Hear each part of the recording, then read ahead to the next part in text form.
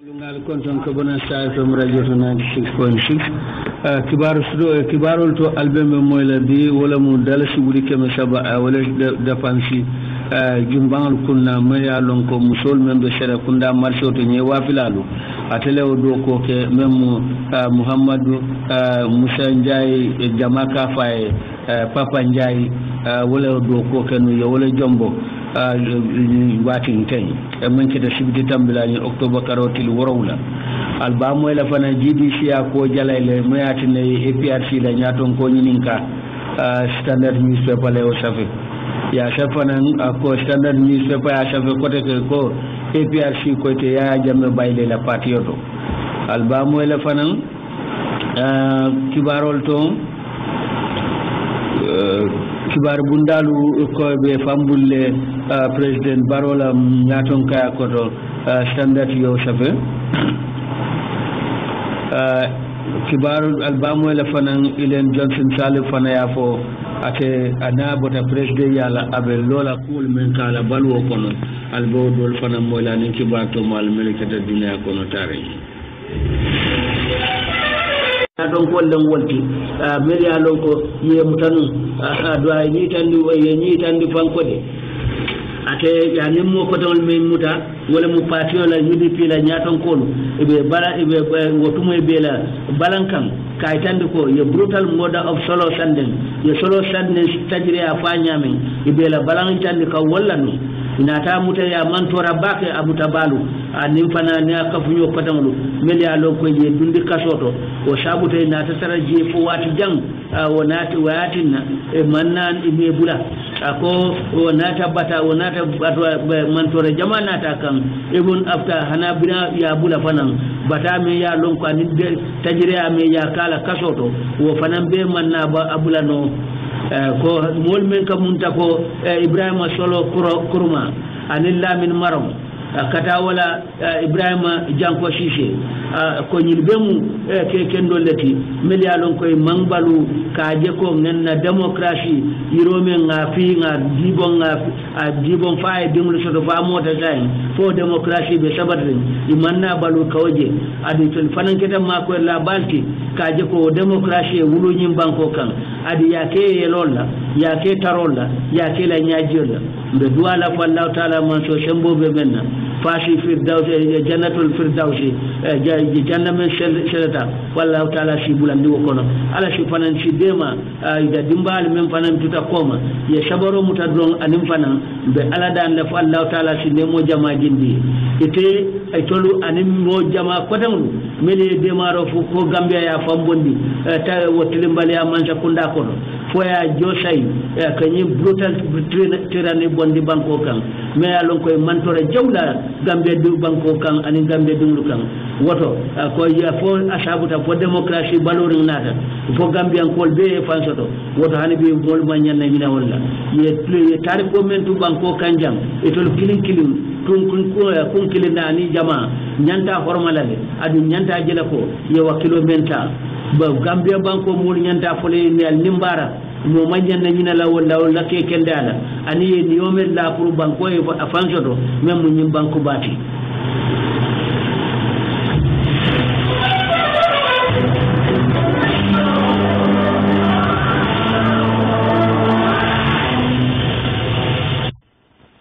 hanibe Star FM kibarolu lamur la dol fanan be United Kingdom Angleterre wal ka moy Sky Power FM station la Angleterre nin tol ye men ki jandoron uraro tol fanan kalale pour Angleterre bel bije isha moy no nyamen o fana mu kibar dolati me alon ko Star FM tata fo shayin tubabu molke la moy la ge fana hanibe kibarol to fanan ay tandi ko de sita kote ke kibarol to ngaji ko sayen jamang me alonko Albert Market badala banyunu marché badala je jamang membe o badala je former president ya jamele o soron doron afaye o jamang tawum ay je soron molum ka salije o jamang itandi ko sayen president Adama Barrow o jamang lele mol tata salije a jamang atelebe abe nakirin aman jam fa state house la ado jemu dalti dame ya lonko anin dame ya lonko dindul ke shi sabati dame num yewol men boyindi num abo dala jele abe nyin jamanda elo kibatala ay tandi ko de standard ko mo jama baya ko jay sartu banjinum kolu ani Mauritania on melia lonko e be banjulu melia men keta men fanglia lonko wolle be shiri wolle kata nyin jama to baake a jamanda elo men tambita nyaata wala imam ratib tonna aliou maska adu Lord Mayor of Banjul Abdullah Bama Beta, Director General Member State Intelligence Service Usman Sow Mabeta, Banjul Muslim Elders Mabeta, and delegation member of the Supreme Islamic Council and Alpha Kumba Kwatamulu Mabeta G. Abu Kumala, Ateo Jaman dialogue to Kotake, Imam Ratib Chorna Aliou Maska. Itandi kode njama la yelo koteke wo mutama seri kodele anin daji ko nyima ni nyaton kaya forli me alon ko Allah memu kilaba Muhammad sallallahu ta'ala alaihi wasallam wala itandi ay jayro ka baka president Adama Barola ala lonya bambandi min aba ke kan adin tariya nyama ay kata ko menke kaje ko njama ay muru asal sallalma melke salje wato bela imam ka ay jayro ke meyo Banjul la me alon ko wala fang dabulata kacato ani officer ani lonnalu ani mortanian kol melbe sirinje e kaca folo men kala officer do pour ka jibe nyanta nyin jama ni kol men nyanta kala pour que nyin jama sayda amolma melke salje nun ka daire koteke imam ratibo ay amar adaye kilo bulandi ko muslim ama yetu kamben ndro ye sabari nyoy fana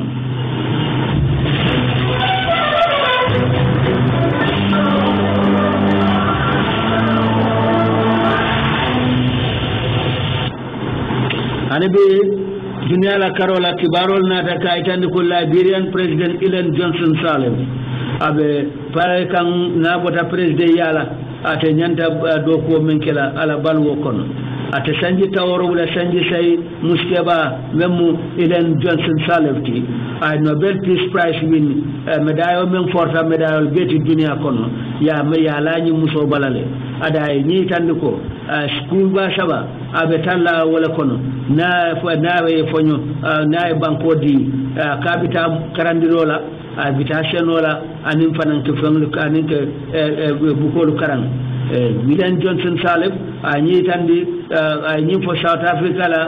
mail anin guardian ye kachato ay mensoto akwa na jita president ya di ako local politics akate be bola woto le fereng politiko kono ni tandi fanko de abe mira kam fam ye palaso men diala pour kata molu karandi Georgetown University membe America ka bo fana mira kanne fasita no do kola ako fen kilimbije mbe men kala wala mun nakam men bata manda pour ka je ko Cairo me alonko Abidjan ani Cairo me alonko wo donnam adun Cairo doronnam me ya sabuno so la bire banko sulata menna ko mbaw katala bake ka je ko wayta bo sabate ko adata nyawanya mbajela ko nakata kul fanayta je ka je ko Cairo sabati la bire banko kam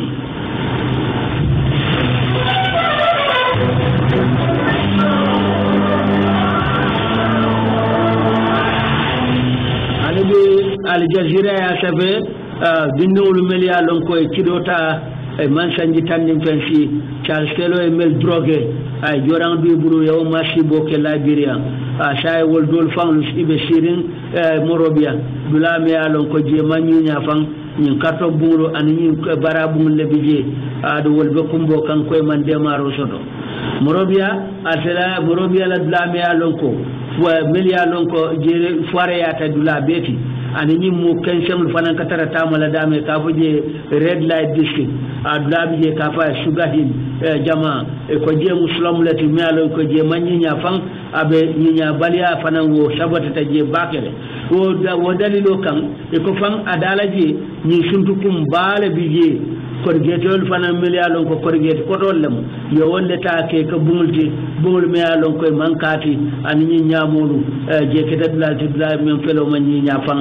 sidal men bije de e ko ke ni sama nata ay ko kole abakele ko kole abasodo pour que sabatino je ado plastique bagol dol ko wolle ta ka le kunkan a tewlu ya ñi tandi ko melbe o dinkrato mo robe law blato jemudla to me alon ko labire society fang man man yeto bari to muddindina mollete mele jorang cika pour que banko kele adi tinyar jama fe no jamano ya itande ko jama ba ibe baluka nyamen ni men muta dolu ya bebe sunyarol la ke balu walla dolu ke boy molukan kela mobile ta ani kuriya ku sifalu ko ke balu walla morobiya la uslam sunyol teje medal walla mu child soldiers no mo reje ko kiditiyo dollem walle civilian tan sabafa même keta Congo tilibo tonkonto adi mo jama fanan fa jannin ko mo jama fotem fanan fa jannin kele jawdo wulanu ni sojarol tema politicien do ya fo dimaslum aboy kan keta sataw men dale ka fa beni adu mo men fata je koy ma londe bare ko keta mo fa jawlati men keta men yalon ka nyonne na man so do nyina mo be ka karo men bije katinya tande mo kem sey jum fatale nyim tiddan tan kono mir ka wo ma fa la je ni boy kan men yalon ka be ke ka wo beni ma fanna ay ni kar bala wulindi banko kan banko la tenkum be nyaadi anim fanan tundole me yalon ko si fatam banso warta je baake anim fanan loi man tara je fere mo safo bandiol fanan say woni jorawol cikaje e be boyla mol kan ke la fengolta anim fanan ye bandiol ye dulal mutafan e kanyi nema fengol sinje me yalon ko ke bantala ya fo fanko sibiti tambira nyim boy kan nalu jorang be melbul dol nim fangal dem fanin kidolu e trabal mulke tamo be di balkan shate ni shilaba men fele beni shato men be not kibu anin shate be kafai Boris Maleso e ko wol dinkara tema e bidita wol to nyim bandiol e boytat motol kanje ya itande fanko de mo jamafa ye la nafulol fanan kasara hanabe kibarol nada ka itande ko de Zimbabwe President Robert Mugabe sibitulum akashi keno ala cabinet fale lokunala wato me alon ko diamo warde mbake ala patio to jumala ba te ketala jumala ba ketala ate Robert Mugabe nyim fo bento Jean Pierre Parti fonding ke la bento harare ko wato sitale ke nyin karke ala cabinet minister la barola a nyi tande go lokun tambila ko abe cabinet falinani me ala londi no gri September 2015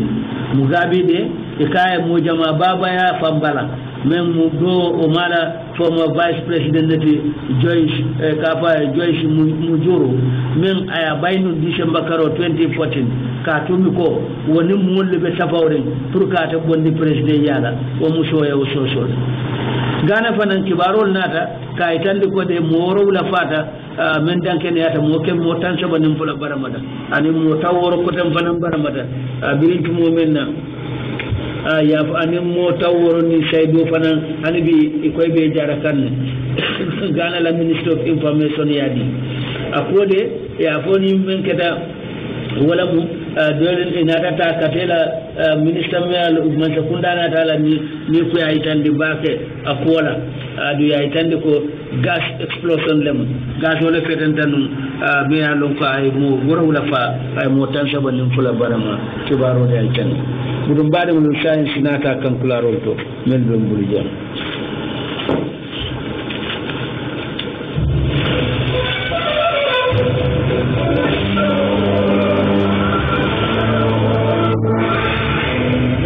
Alkana Kaira FM Radio 107.9 member Kuloro and Sky Power the mayor Kodo Defense William Muhammad Musa Njai Jamaka Fire Papa Njai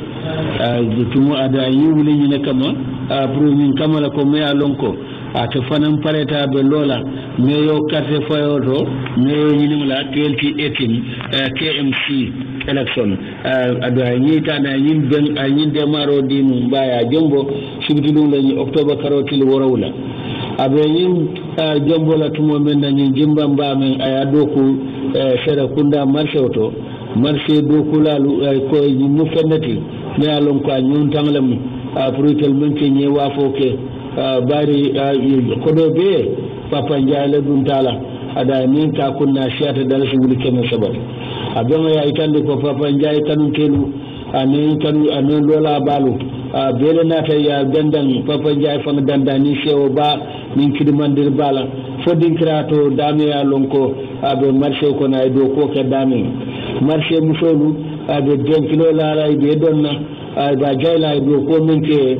tindote ko papa njay de to nya tele jareta mi ala min be carte finala be la 10 kilo la la fanan anin fana ye sewo jama itandi papa njayla adun dolbe mininala kan tol fanan bulta ya dandan na fan fala shiranto o kola benata bulo diala bembato je mista papa njay me alon ko abe neyo palaso nyilin kan pour KMC afan tata wodin kratole me alon ko tata jombo ate jumbam ba me adoko marché to je abe kuma la doto chama mbe shere kunda market committee seni fay sene andi ko de ako nyin kay nyindula men ay do ko men kiten ako fan min ko maya bebe ne marché kono me asabu atol fanan bebe sembola la koma adi beba fasala te papa njay ada alaji ko itandi ko papa njay le kala me yoti KMC mista faye ni itandi ko da ko kuma baro wala fisata kuma kamti ako ke baro ke diamo ako diamo baro le fisata diamo ti itanda ko papa njay ka kele moliaje ako nyaay menje be lala walla woto ako tonya papa njay ule nyaton kaya forta ala kende afana itandita adu afrique le ke KMC palaso to ke meyoti KMC bani bi president membe musolla kapa ko gara soto musolla kafo membe je aja meta njay afane kuma ki sifa le fo ay jairo di fan papa njay la ako papa njay be nya to le fan ala kende ato ada be nya to le fan mbaroto ako ay min kitin sere kunda marsoto wayati ne sere kunda marse musolu anadu afirlal bebe papa njay ko male ako bayri ni shata sanji talul nim fulati idene manyi sifa do ko sifaji mo kilimba kele nola sere kunda marsoto abo kuma la donto Mr Papa Ndiaye jairo ke baka mol bela amel nata nyin jimbanga ya toloro ya jamboroto ay la hidodi ko abe do ko kala ni musolu anabe fasaro dila bela nyaonya nyama Papa Ndiaye ya sedea ay ni tan fanan ko ala daro akwa ni tan ala nyin taro jede ako sere kunda natana ma be dum fan senandi do koto anene ma be tanu ya do ko men kijenu ako fanan nyaaja lo tawla wala mu kam musolu ke ma koy fanan dulato dame ya lonko jimbang me shi adayo lahi do dilal nu o setaloto kabe ma koy la jimbang to isi sida min duben koto yela nyawlu wa fani sona ya kono ay la tentu bake ay odo ko futanda nyama kayra kono ay musol fanan jay ay tentu an mol be melbe KMC mel ya lonko ya fasa melia mon melbe marché auto sera kunda yela sewoy tandi bake ya welcome ay ko min taten ko nyim fanan bay sabu ndum ga do ko sonendi le bulu bate Mr Papa Ndiaye amam menu afan ay taylolu di bakote jamangala anim feto fatol din domoro dol fana wodi mo dol fanana melia lon ko jibay tinyaro ke KMC ni sanjuba men tambitanu Papa Ndiaye modi ajay bake kabe do ko men na dunga hameta abe lola 2018 mayor election men kana tay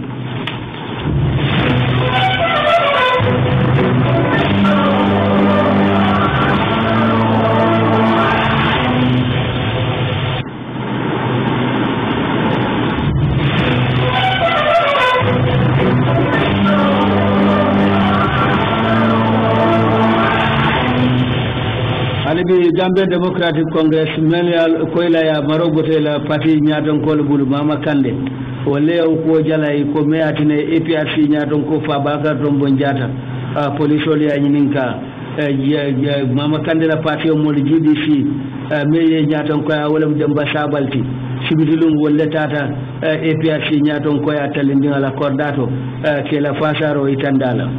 jata ya itandi ko lokun tambila police oli akile police headquarters Banjul ka ñinin ka tumo men ka kuma kan dolle fo amma menu man sakunda la foto men ya sur membe dending e soldarol men mutanu adu me alonko ibe maroto kari ay kari dantansi adu ako woto e nyante caajila le mbaye bula APRC ñaton ko ya mutada e ñim foko official ya ko officialu ye mel muta mbaw soldarol ako wolbe APRC le ye muta ko be supporters of APRC le mba bila jola ya la tine ye muta ay ñin kalmol le fate APRC le ñi ñaton ko fa baka tombo njata ko wala na police ya kili katani nin ka akuma kan aya sabu fo police ya kili atay babakari pour wa don tombo njata pour ka ñin ka ado ya inata anyinin kala fanan inata bula monto wati fula kolala anabi ate pabaka tombo njata katele mu opposition nyaton ka fula njanti nyin karsabo kono police le meninin ka demba sabali memu ko folo wi la nyaton ko yo wala folo nyinin ka non ada ate mu ate nyin demba sabali e katele mu senior advisor to mama kande fana ko ila nyin taje de wala mu kela fasaro itandala enim fa ate fa bakar to bonjata anila APRC hanibi ko jala ko police le menke ila o political nyaton ko kili ke nyinin ka ila kuma kan le men fo political ralliel to aketa nyi tandi fanko de say inata APRC nyaton ko muda ako to le nyin kelo pour que fansoto anim fanam beta Gambia buru Gambia kende ka political nyatan ko kili nyin karola ako ni wo ko manta memun democracy kutote anabi ya nyi tan ko e kande fanan ne nyin kale ko dum mutaman sero manke taman sero nyimmat ako sayendu anata kela nyaton ko sa APRC nyaton ko ako yo ko jalayle ate demba sabal yafo mama kandela sinyo advisor da mati men ke dia mutay nyaton ko nyi tan fanko anata UDP damba NRP na wolda moy go fanan jalayle ako ko nyanta londilal polisolu ko nyanta tada e fambulle dron e manyana tala lare mokan ako nyin pa kalamuta ko political nyaton ko fana nyanta kuma la fola kuma me alon ko kuma tembere nglam anin kuma timmare nglam bare ke fo nyanta ila kuma ka dandi ke dandi zakela kumola ako tol tawtala ako kamale kille ka political nyaton ko ko e hakiltu baake be kuma kan men dila pour nyin kamale kana ma man sabu banko kan bari politician ni political party lu e se ke tamano la nin ka banko man tembe o kamala be amanke political nyaton ko le interest amanke la nafati to kuma fo me alon ka si campagne ati moliye fane o strategy APRC hanibi ko etede etolde jamme bayla standard newspaper fana ya safa koteke interim chairman membe APRC party de Fabakar Tombo Njata ako former president ya jamme eta bayle la party to ako kilirobe warle mbake tol kan pour que fam ke fanjam fandi ya jamme la tumo menna kasara jamal ko lu wanyarita me alo ka keta nafulo kasarolti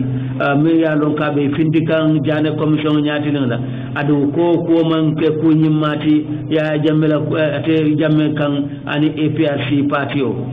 but Mr. Jata wayni tandi ko de ako atele party o nyaton kayata birin jamme tata wudaita banko bula tata exile for standard in lokum vala ako melman la APRC la ako wolle be nyim fokan ko tolbe men data APRC la tonya tolbe la ren ko APRC mu party o ti men ke kunda adum fana be yirwa sotlale yirwa jama sotonu ya president former president ya jama ko ako ka bay dalilolu kan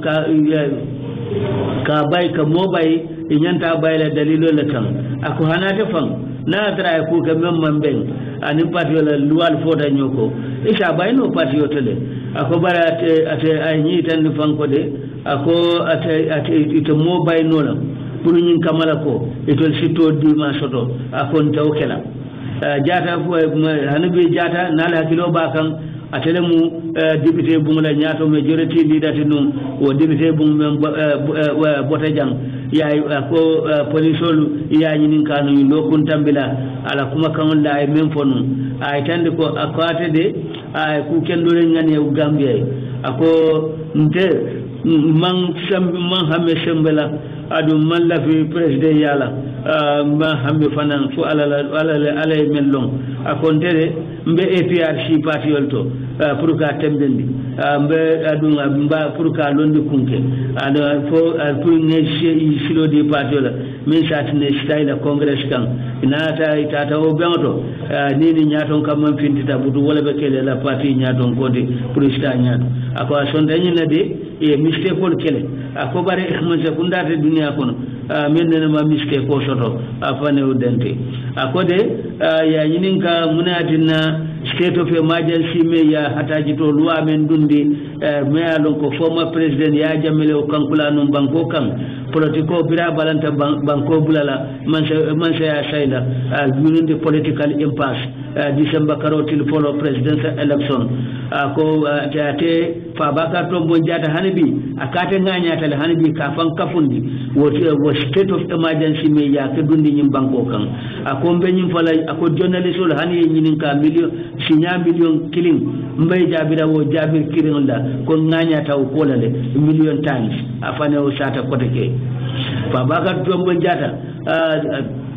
natala ni sulo itandi panan ko kar kononto mako rol mina banko kan ko du jamme mawol sotono ako gambian ko hanbi man cede programme kilina ko lesson man sakunda we memfo mi itandi ko italam woti ay ni laje ko kolbe atla jeroto akadi kolbe kola yakanne aya long melatina aya dalilo meyatina atabe fala ka je ko abe kafri ya jamme male ako ya nyinin ka wala ko bari wayirwa ku jamal nati banko kan ako nimi ya fate ko 1994 gambe be futala nyin tunkuto akashi soso ako APRC party ay be party le melbe glory ako tonya ko la ko sotole ako former president Bote Janne adu Ibra Bote Jang tol bayila biro to lebe dame man notice dila yela motol muta jamela countol be anala sota fen be ya be frosin da wala ya be sibinda ate fen mote fentano laji ako hani APRC la counto fan ya ku ya mutale ako dibitewul ani ministral melbe nungu man sekunda kototo ani tol kafdun etole fondation kodol nyinin wol kama wol mendun ta wolto ako bare be hanabi be lorene ay be ko di ñinen tulungul kele yela district salvation kenun kanin lay e dabula ta dibité ya carte photo ako to hanabi bitanya to le Fabakary Tombong Jatta ya po standard news ke file hanabi we humbly ask the Gambian people to join us in praying for our late colleagues and brothers Lamin Manjang hanabi ko muru nganna balafa nin suno itandi molla melia lonko e kende abake Lamin Manjang me ala bandanu dokum fula komando Mr. Manjang atamu molati me alonko mo bunyare mba dimba ya tele fana mati banku din kendole mati me alonko force order mu ada mu bara malati United Democratic Party ala balwo belo tele fana kete multi me alonko lekete founding members wala UDP party olo adon ke kende ba diso benta kaje ko freedom fighter le mati pour banko e bo wodete jaw kono an wotargire ya kono ataru lota wala bakele pour weke ada ya fandi ada man ko ni kaje aya niola pour kaje ko ka mako roke men shatina wotajire ya nin tilimbali ya men be banko kan fashi banno nyami ya mu ngal konton